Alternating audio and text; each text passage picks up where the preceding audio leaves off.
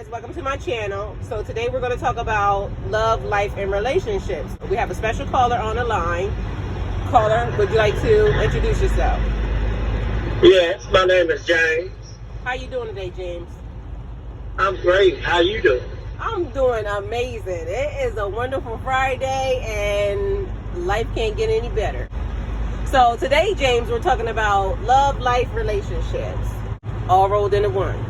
So I have you on the show because you have been married for a very long time. Would you like to tell me a little bit about your relationship? Yes, I can. What you like to know? Okay, so you've been married for how long? 35 years. 35 years. Okay, so describe your significant other. What attracted you to that person? Well, we worked together. We started working together and just carried a home and just went from there. So were you friends before you got married? And how long did it take before y'all got married? Like, did y'all date? Like, how did that? Yeah, well, we dated on and off probably about 7, 8 years. Okay, and then fill me in. What happened? Well, we dated and it was on and off. It just couldn't click the right way. So we dated on and off probably about 7, 8 years. And then, but we were still messing around. She got pregnant, and we moved in together, and we just kept, every year it seemed like she got pregnant again, about 3 years. So you was busy. You were pretty busy then, James, huh? I said, so James, you were pretty busy, huh? Yeah, real busy. Don't lie. Okay. Loved it. So how many kids do you guys have? We have 3 boys, and she already had 1 son, so we have 4 boys. Okay. Yeah, and I am a truck driver, so I would be gone a few days throughout the week, and definitely try to be home every weekend. Okay, so you being a truck driver, that means you trusted her while you were out, while you were working. Right. Okay. Well, that's always good. Did she trust you while you were working? Yes, but my thing was I like my job always leave and try to get back as fast as I can to the family. Okay. So that way she didn't really have a choice but the truck. Because every time you look up, I'd be on my way back. Okay, so being married for 34, 35 years. 34 years? 35. 35 years. Have y'all had any incidents with infidelity in the relationship? Or, well, no, hold on, stop. First thing I want to know is, how did you keep a marriage together for 35 years? That's a long time. Well, what I did is, I had to fix, like you were saying about the fidelity, we can bring that in first. Mm-hmm. Then I can tell you how to make it work. Okay. Well, when it first got together, when we got together, probably about a year later, she did cheat. And I was faithful. I really was. And then maybe after a year, that's when she said she was pregnant and I moved in. But I didn't trust her. But I had to go to work, so I said I'm not going to have myself stressed out about what she's doing. Because I got to make sure I take care of my kids. And then I had 1. So did you question the paternity of your child once you realized she cheated? Yeah, I did. And I didn't get a test because back then the test was so high. I guess it was like $3,000 or $4,000. So I didn't get a paternity test. But I always wish I had her, and I tell every young guy now, my boys and anybody, always get that test. So you saying it's cheaper to keep it at that point? Back then, that was the thought. Right. It was cheaper to just think that it was cheaper. Yeah, and then after we had the other 2, so that means we had 4, and my grandparents they was all in about being married instead of just staying together. So that, they got in my head with it. And I said, you know what? Okay, I'll do it. So I did marry, and I would go to work, and I would make myself where I couldn't worry about what she doing, how she doing it. But then after a while, I did cheat. I cut up. I met a girl, but I left home before I cheated, and before I met that girl, we was having problems. She didn't want to work together. Mm-hmm. That was my problem. She didn't want to work and pay the bills together. Right. She feel I should do, seemed like everything. But if I would give her the money to pay the bills, something didn't get paid. So I changed it and gave it to my mother. Would you mind me asking your age, James? 61. Well, I'm 61 right now. Okay, Yeah. so you like grew up old school, because I heard you say your grandparents believed, because this day and time young people don't care about whether or not their grandparents, their mama, or anybody tells them. They just go with the flow. So I brought that up because it's kind of like under old school type upbringing. Is that correct? Oh yeah. I mean, me and my grandparents were real close. They raised me. My mother was there around, but my grandparents raised me. I lived with them until I was old enough to take care of myself. Okay. So, do you regret anything about that time, or because now can we talk about what do you guys do to keep it together now? I just go to work and I just don't. After we was married for 25 years, the 25th anniversary, it just didn't feel. Something wasn't feeling right. Mm-hmm. And then come to find out, she was cheating again. Right. But is this because you were going? Can I ask you a question? Are you driving now? Like, are you out over the road now? yes, I'm driving right now. And she cheated several times, and you still leave her home by herself? Yes, because you can't control what a person gonna do. Right. Okay. All I know is what I want to do. Right. Exactly. Okay. So, can you elaborate a little bit on the cheating process? So she cheated first, is what you're trying to say? Because I normally think men cheat first. So you just dispelled one of my one of my thought process, because I never really knew of women cheating first. Normally, I think it's because a man cheats first. So you're changing my thought process on that. What you saying that? Okay. So, did she give any reasons for her cheating on you? Was it because you weren't home? Was it because you wasn't spending enough time? Was it because you wasn't giving her? Like, did she give you any reasons as to why it was that she was cheating? The only thing I know now, in the beginning when she cheated, I was home because we were working together. Right. And the reason I found out, all of us worked together. Another guy I know worked there. He was telling me that, I bet you your girl gonna be faithful to you. And I said, I bet you she will. And then come to find out, she wasn't. So y'all made a bet on her? Yeah, he said that she was cheating, and I said she wasn't. That's how I put the faith in her, that she would be honest and be faithful. How did you find But it didn't happen like that. How did you find out she was cheating? Yeah, like I said, another guy that worked with us told me. He said, I bet you, and something came up anyway. He said, I bet you your girl don't be faithful to you. I said, I bet you she will. I said, I guarantee you she faithful. Uh-huh. And he said, well, don't say nothing. Just start watching. And I started watching, and just one day, I got off from work.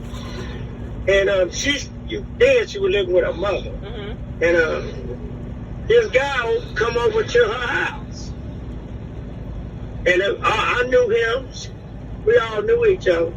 And she got to running. Like she trying to back up. I guess she got scared. I don't know. And I asked her what's going on. And then she didn't tell it. But later on, I come back again. They were planning to go somewhere. And she didn't want to go, I guess. And she was saying she was coming to go with me. But that's how I knew for real they were doing it. Her mother tells me don't start that. But then, she was saying, she made a mistake. It would never happen again. And I believed her, but it did happen again. She was still messing around with it. And then she got pregnant. And I didn't know who was I didn't know if I'm the dad or what, but she said I was. Which I didn't know, my dad was never there for me, so I said, if it is, I gotta be there. And she said her mother would put her out, so I let her come move in with me. So you have 2 kids that you don't know if they're yours. Yeah. Well, back then, they didn't, like I said, when all mine was born, DNA was just coming out. So they didn't have DNA back then. So mama's baby, papa's maybe is a real thing here. Wait a minute, say that again, I didn't hear you. I said, so mama's baby, papa's maybe is a real thing. Yes. That's true. Okay. That's a true statement. So why did you stay with her for 35 years if she started off that way from the beginning? You didn't see the red flags then? Well, no, the reason that I had was that if I ever have kids, I don't care if I hate the girl, I will stay there and take care of my kids. Okay. But I should have stuck to what I said. I shouldn't have married. That's where I messed up at. Well, that was a very honorable trait, but if you didn't know if the kids was yours at the time, then that would have been different. But that's a very honorable person that would actually do that. Yeah. So that's a good man. So, question, right now, how is the relationship between you and her? It's still about the same. She don't like to communicate. Anything you talk about, she want to flip it to make it like, I'm in the wrong. Like I said, I did mess up, but she gonna throw it back to what I did. But she ain't gonna never talk about what she done in the relationship. So have y'all ever been to counseling for any of this? Oh yeah, we went to counseling, and we went to one counselor, and the woman, I guess she wasn't talking the way she liked, so she didn't want to go. So she found another one, and that woman was talking the way she liked. But like I told her, it don't matter to me who we talk to, but I'm gonna tell you how I feel. And I felt the girl had been in a relationship, but she was hurt of something. So she was taking her side on a lot of stuff. But like I told her, it don't matter. We can still talk or whatever. But then she didn't quit going to her too. Right. Okay. And say, well, we're going to, before that happened, she did say, woman said, well, I think we need to involve a man counselor with us in it. And I told her, it's fine. Because one thing, when you're doing right, you don't have to worry about it. Right. Like I say, I know a lot of things I did that I shouldn't have done because I was trying to get back. I cheated because she cheated on me. And it was wrong. But I did do it. Did you tell her when you cheated? Yeah, she ain't never caught me cheating. She didn't know what I told her.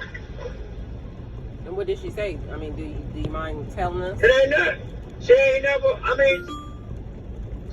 really said nothing. Glad I come back home. Okay. I mean, I don't know. So everything just went back to normal? Nothing got resolved, never. Okay. So right now, as it stands, you feel like y'all have a good relationship? I mean, I'm only asking because I'm trying to figure out how it was that you stayed with somebody for so long. Like how is the relationship now? So it's just like you get into a routine. You do whatever you're going to do. They do whatever they're going to do. I mean, the sex and stuff, you can still have sex or whatever, but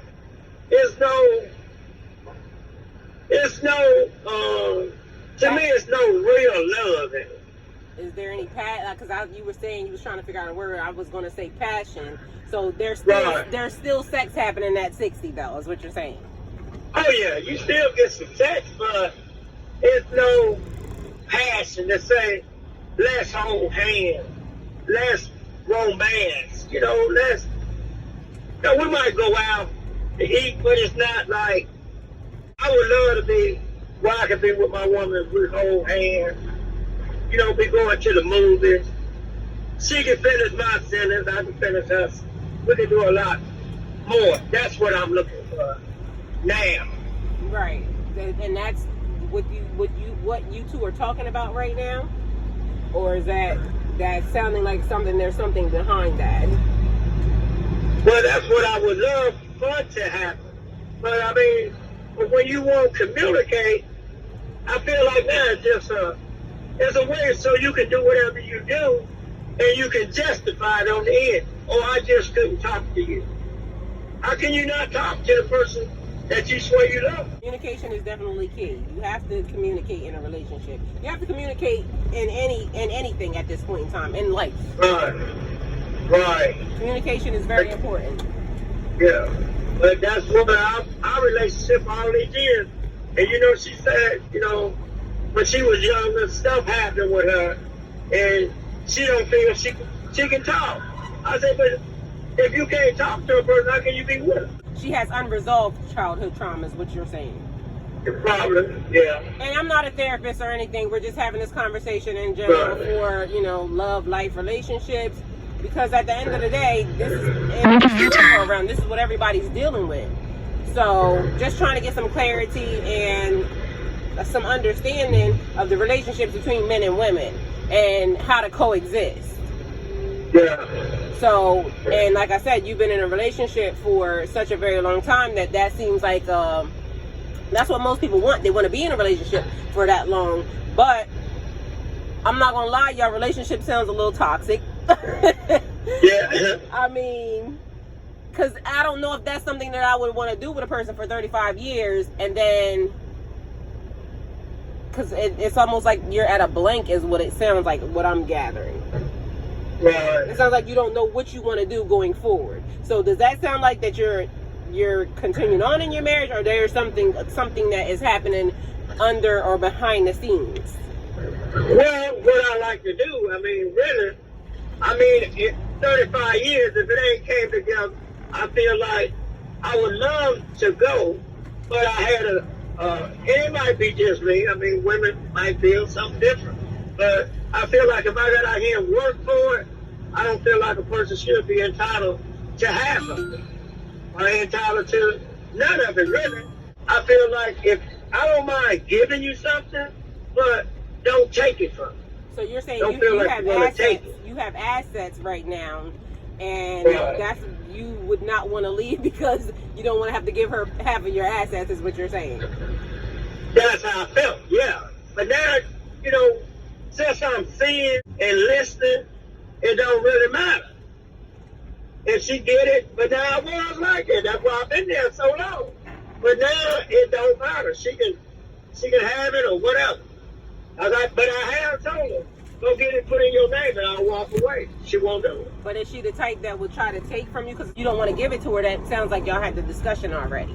I'm the type of person that if she worked for it, like she got a real good job and she got retirement, I don't feel like I'm obligated. She's not obligated to give it to me. She worked for that. That was hers. Right. But if we together and you working and I'm working, we supposed to be a team. We should have had put it all together. Yes, this is just the first conversation, and so I don't believe we're gonna go through 35 years of life-loving relationship right now. And it sounds like there's a lot to dig into. So what would you like at this current moment? Like, as far as your relationship is concerned, what would you like to happen? What are you aiming for? What is your goal right now? My goal is, if things didn't change, just go ahead and leave. Because I have been there. In time, I got more years behind me than I feel in front of me. So I like to find a person that wants to be together for real love. Not no money, not no just be out there. I want somebody that want to love me and just only me.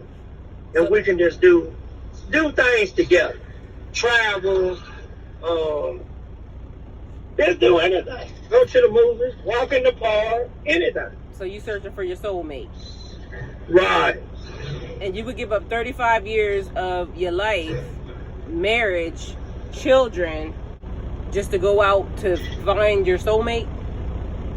Yeah, it's rather do it than that way than be at home and still being miserable. So right now, how much more can it be? So I'm gonna put this in my tarot terms. You're at the fool's journey, the beginning stages, because some people would really consider that to be foolish. Like, you did 35 years with this person, And now at 60, you are now saying you're willing to give up your whole entire life to go find a person that could potentially not exist. Right. At least I can enjoy myself and don't have to worry about how am I being treated. Right, okay. And so it might seem foolish, but I don't think it is. I think you at least should have someone that you with because you do love her. Right. And don't get me wrong, I do love her, but I just don't like the abuse that I feel I'm receiving.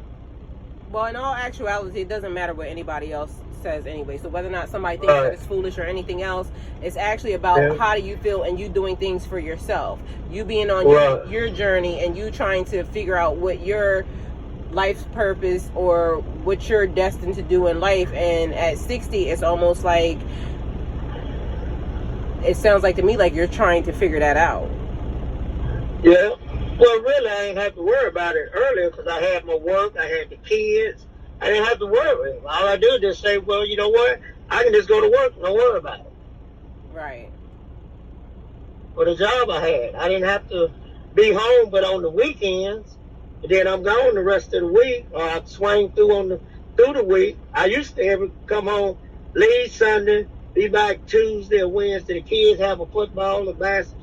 I'll be home for every game, everything they was doing. Right. So now you're feeling like now is your time. You feel like you want to get out there and you want to figure out what it is. You want to enjoy life as it is and find some different stuff to do then. Right. Okay, well, I guess that's understandable. And so I would like to have you back on another episode if that's possible. And I really thank you for coming on and sharing your thoughts about life, love, and relationships. That sounds good. We can do it. Alrighty then. So, guys, thank you for coming to my channel. Like, comment, share, subscribe. Go with God.